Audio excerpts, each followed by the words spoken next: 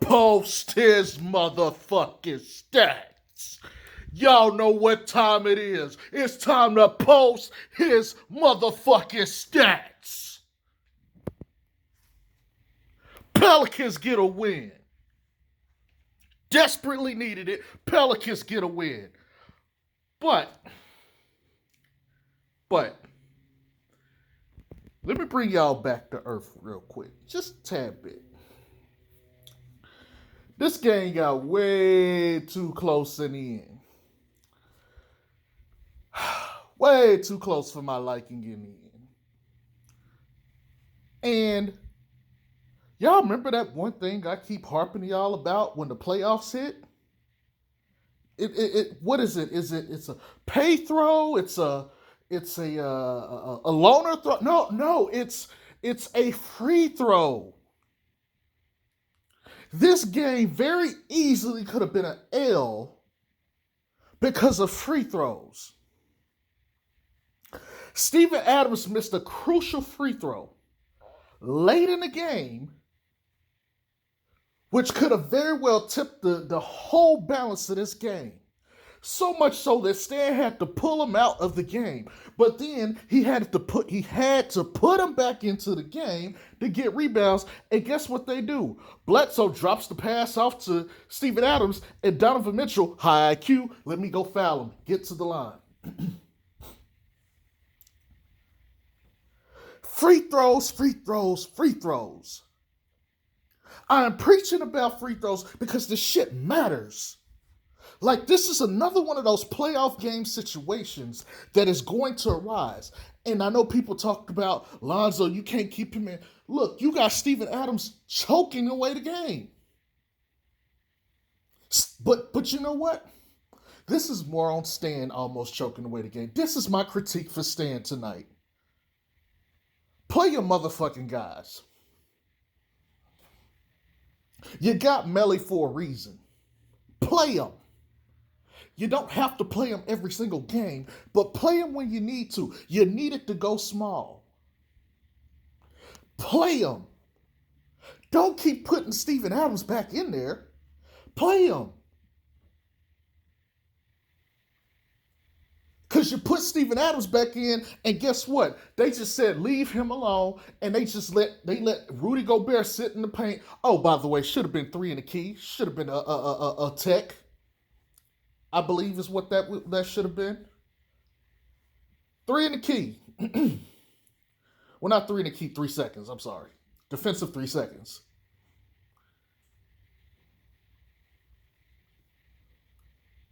But they literally said fuck him and was waiting in the paint. You cannot have that. If you got Melly, guess what Rudy got to do? Rudy got to sit back and guard him, or you give up the 3. And I don't care what you say. I'm perfectly comfortable with Melly taking a 3.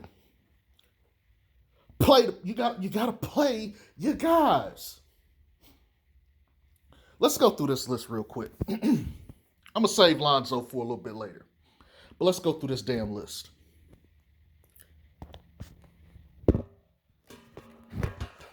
Bledsoe. Bledsoe had some boneheaded ass plays tonight. He had a ton of boneheaded plays. He was in transition 3 times, and he could not get the ball to the right guy. He just took the ball and just ran it down the court. And I'm sitting here like, bro, I don't know if you're just too short and can't see, or maybe you trying to make sure people notice you would get paid, but that's not it. That's not how you win games. Now, with that being said, Bledsoe played very good defense on Conley. This is one of those matchups where I like Bledsoe to get a lot of minutes. Conley is shorter. They're about the same height. So you can literally put him out there and say, leave him on Conley. And what did he do? Conley was 4-12 tonight. I tip my hat off to Bledsoe. Excellent. He knocked down the necessary shots when needed, but even though he made some ball-headed plays, he was a net positive in my eyes. Good job to Bledsoe. Steven Adams. Regular Steven Adams kind of game. Set picks, got some tip balls here, dive for some balls, but the stats don't actually jump out at you. I believe he had 10 rebounds. He had 10 or 11. Because I know Zion had double figures in rebounding too.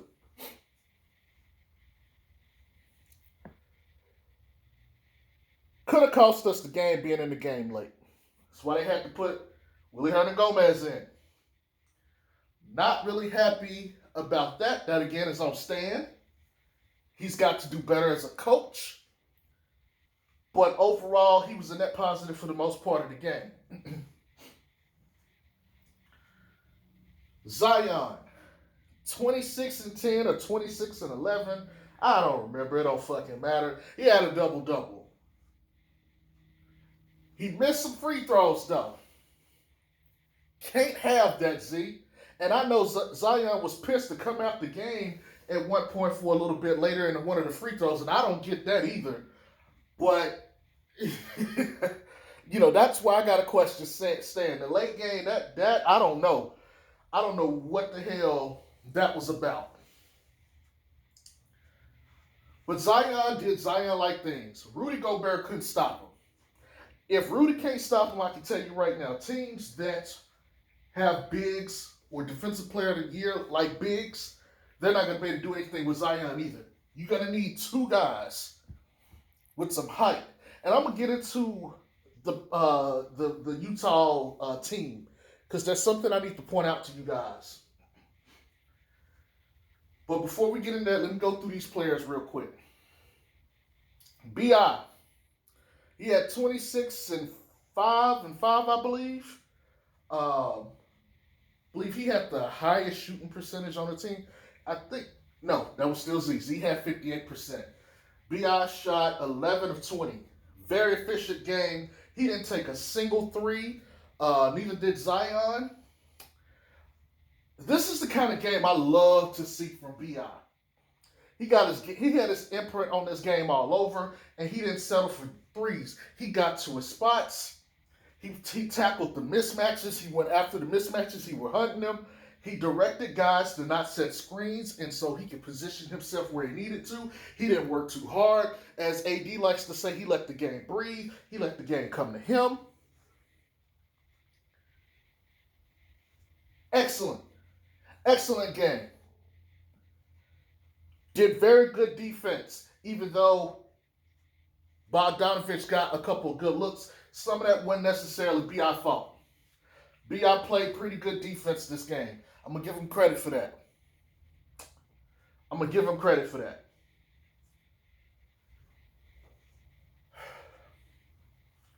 not going to talk about Zoe yet. I'm going to save Zoe for last. Here's the thing. Bench was pretty good. Josh Hart, he only missed like one shot tonight. He made it a mission. Every time he got the ball, he was attacking the basket.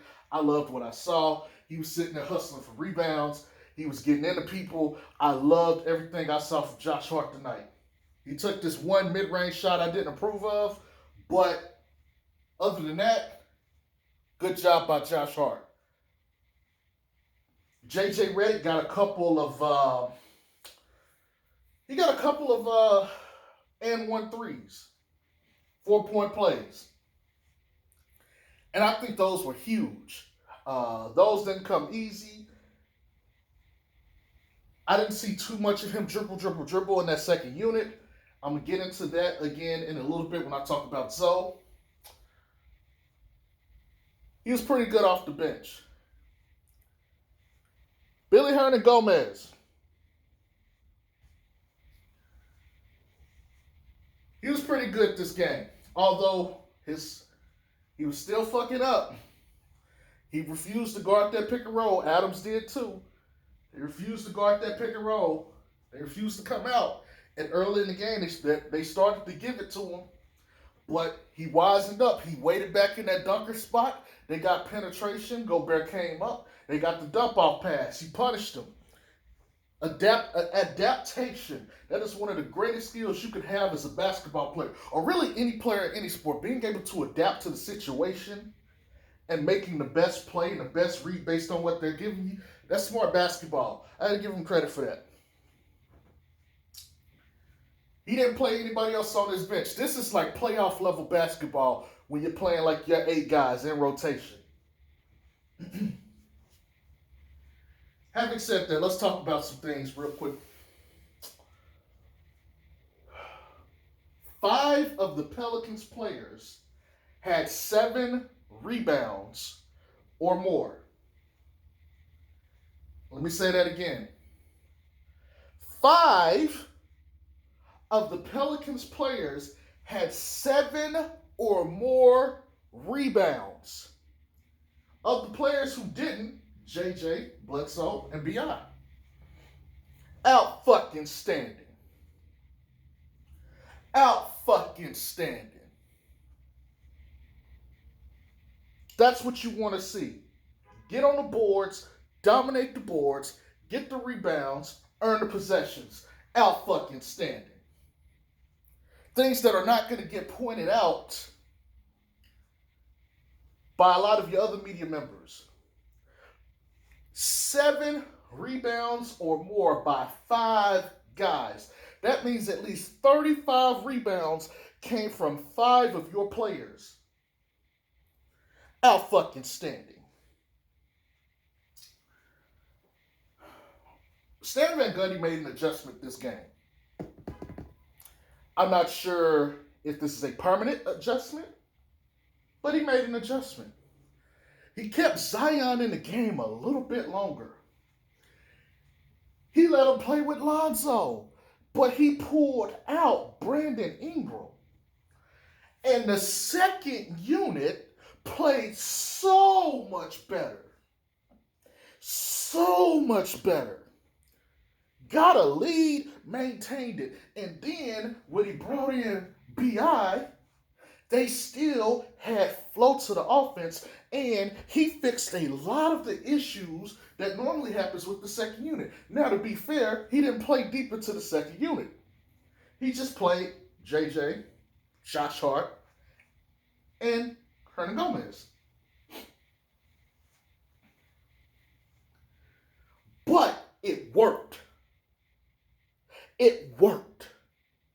And I said, if they start killing Utah, the number 1 team, you gotta take a look at that going forward. Maybe the rotation should be B.I. comes in with the second unit and gives them balance, and I keep Zoe and Zion in a little bit longer. Maybe that's the rotation. Let Bledsoe and B.I. come in and be the linchpin guys for the bench.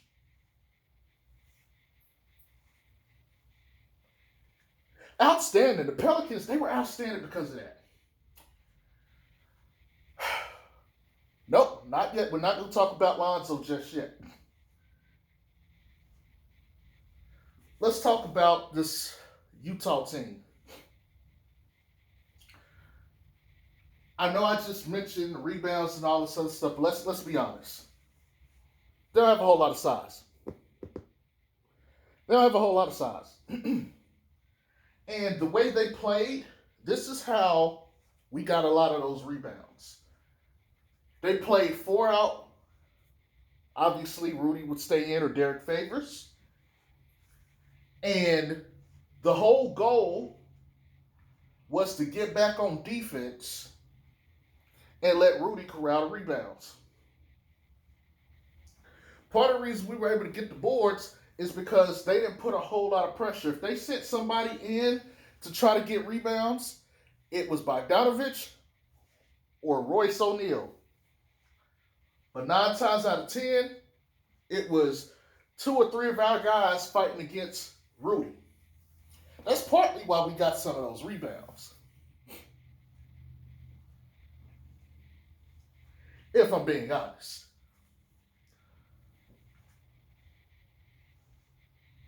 It's also partly why our defense worked. Non-athletic Bogdanovich on B.I. Royce O'Neal, small Royce O'Neal having to guard Zion. Steven Adams to go blow for blow with Rudy Gobert. And even if he didn't win the matchup, the main thing was he put enough physical pressure on him that it helped others to get rebounds. And sometimes that's all you need. Sometimes rebounding is not an individual stat, it's a team stat, which is why I said we had 5 guys with at least 7 or more rebounds.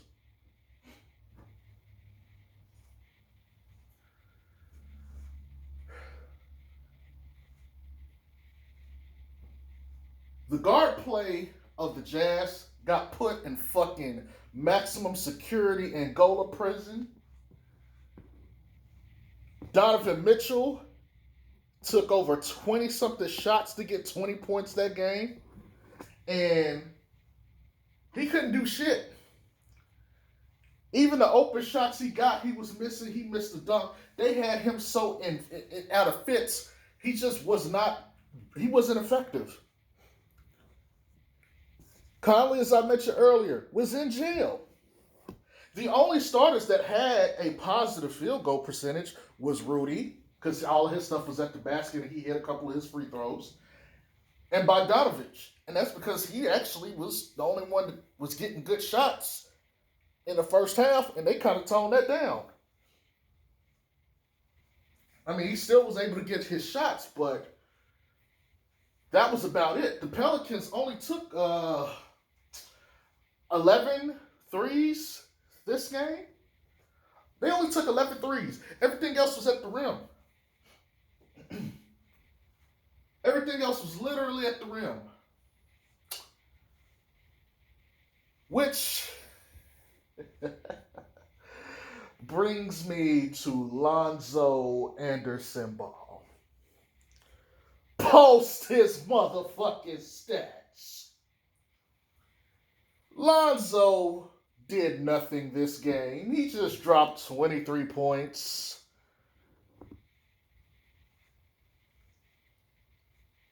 He had 7 assists.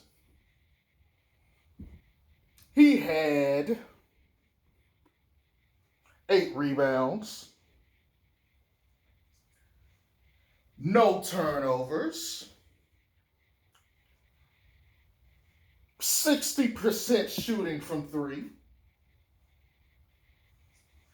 But there's 2 things that I want to sit here and spend a little bit of time discussing.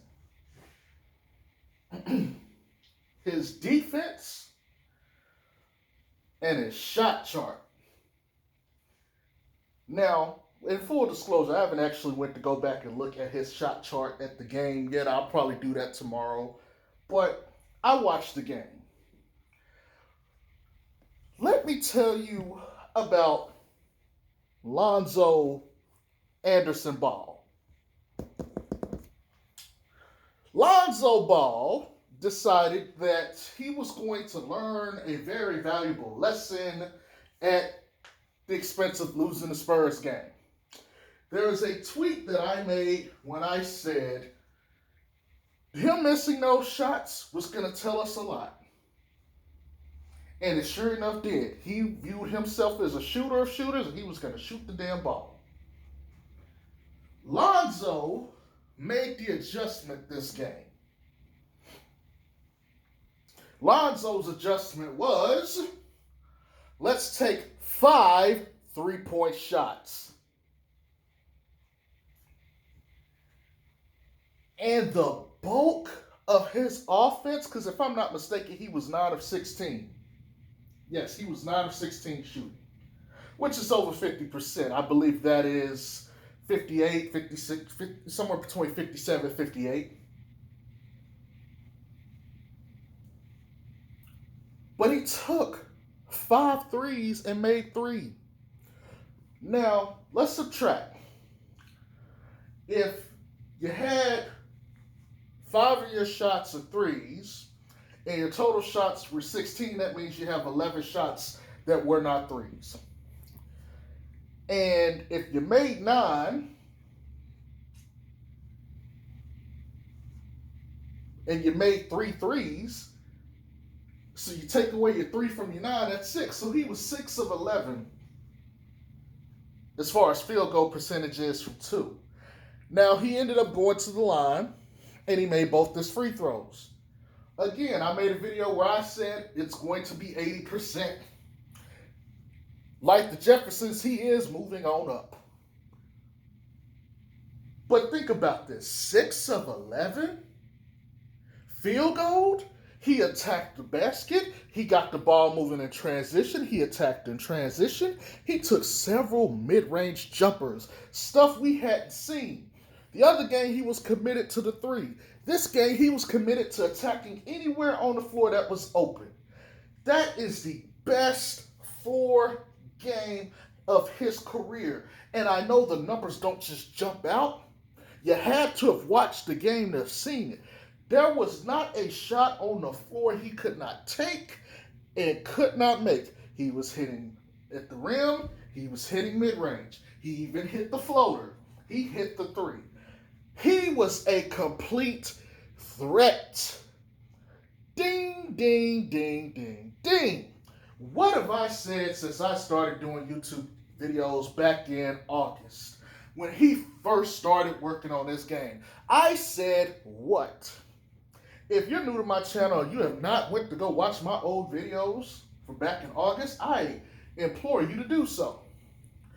One of the things I did in my most famous video, Lonzo Ball Training Rant, is I talked about him needing to be a threat at all three levels, to pull threats so that the others, the two pillars of which the Pelicans are built off of, B.I. and Zion, could be more effective.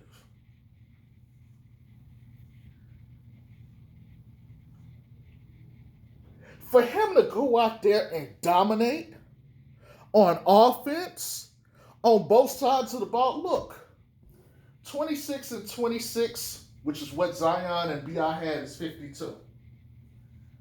Throw in Zoe's 23. 75 points. 75 points. And those points came primarily from the paint and mid-range from those three. And Zoe was the only one that took the three-pointers, and he was the only one that made them from those guys.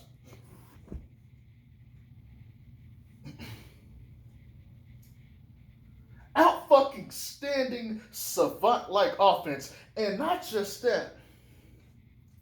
Because it was him and Z, I saw him tell Z, give me the ball. Did you notice? I noticed. He was in the backcourt, give me the ball. Give me the ball. In that second unit, in the second half, give me the ball. He didn't necessarily score, but he ran the offense and dictated offense for everybody. See, I told y'all something. I said, if he wanted to be the point guard, he was going to have to take it. He was going to have to take it. And what did he do? He went out there and took it. He ran the offense perfectly. Does that mean, though, are you saying he needs to be point guard? I'm not necessarily saying he needs to be point guard because I'm not opposed to him being point guard. Matter of fact, I would love for him to be the point guard. But that's not what I'm saying. What I'm saying is point guards aren't picked. They're anointed. If you want to be a point guard, Zoe, you go out there and be the best point guard on the team and make sure it's not up for choice. What we saw Zion, who can't handle the ball, getting turnovers.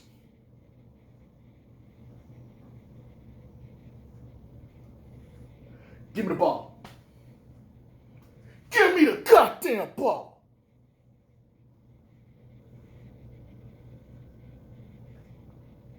And when he got the ball, he made the correct play. Alley-oop read, 60-foot full court so quick that the cameraman lost him. The cameraman lost him. We had to go and get a replay about 2 to 3 minutes later in the game where they showed what happened after a timeout. That's how quick it happened. Even got some in the half court that the bigs can't seem to fucking catch. Butterfingers for Steven Adams. I don't know what's up with our bigs not being able to catch his goddamn passes. Is he throwing them too hard? Do he have like bullet pass on his like badges or something?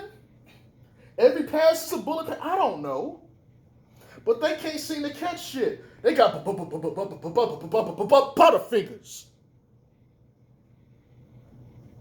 And it ain't just his passes. It's Zion's too. Steven Adams and for whatever reason Gomez, they can't seem to catch shit.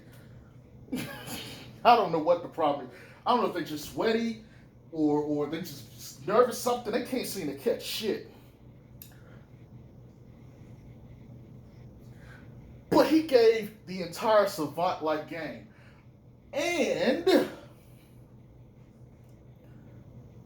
he locked down Donovan Mitchell. Now, let me be fair.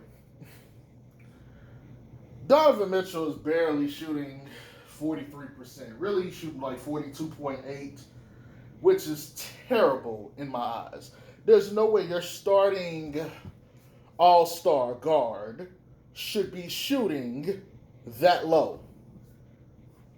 Which might explain why he's only averaging 24 points a game. That is entirely inefficient. That is not good. That just means he's just taking a bunch of shots for no fucking reason. And I'm going to tell y'all right now, the Utah Jazz will not make it past the second round of these playoffs if he's going to be shooting like that. You better believe it.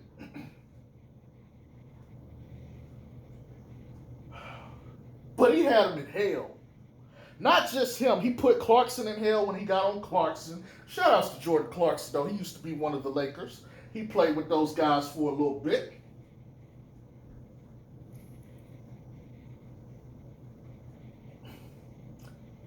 He made it a matchup hell for anybody he was on for the most part. Again, he got caught off some screens. He still got to work on that. Yes. He got beat by Donovan Mitchell a couple times because Donovan Mitchell just is an athlete. That happens. Zoe's not going to keep up with them because those guys' acceleration from 0 to 100 is elite. It's hard for anybody to keep up with him. But what he did in totality of this game, he is indeed the toolbox. Whatever was needed, he had. And he had it at all three levels.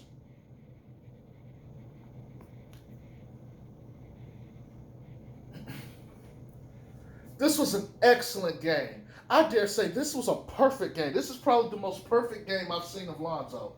Yes, he scored all these other points before, more points than this. That's irrelevant. It's not always about the points. Sometimes it's about how you do it in your decision making. The decision making he made on both sides of the ball was elite. It was fucking elite.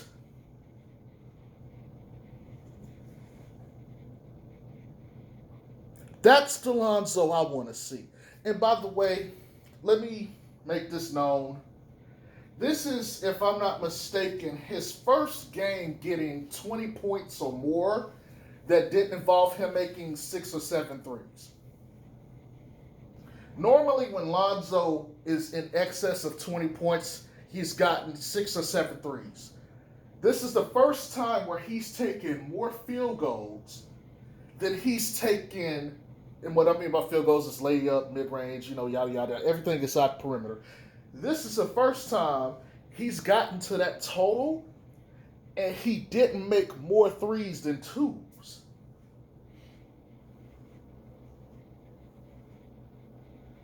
Out fucking standing. Post this motherfucking stats, Bleacher Report. Oh, let's talk about one more thing real quick before I close this video. Twitter. I seen all y'all niggas out there talking about we gonna keep Lonzo, we gonna pay Lonzo. He worth the money. I knew y'all niggas was gonna come around, reporters and all. I knew y'all was gonna come around. I knew it. I knew y'all was gonna say pay him. Pay this man. Keep him. But see, you should have paid him already because now the tab just went up. The tab has increasingly gone up. You will pay what you owe, and you will pay interest. But I seen you. Now you want to keep them.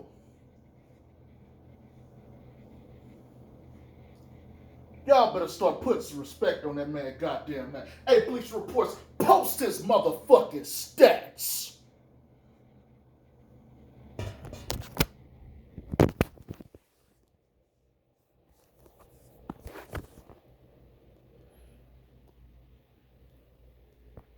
Pelicans, y'all did all right tonight winning this game. Y'all did all right. On to the next one. Y'all have a good night. Peace.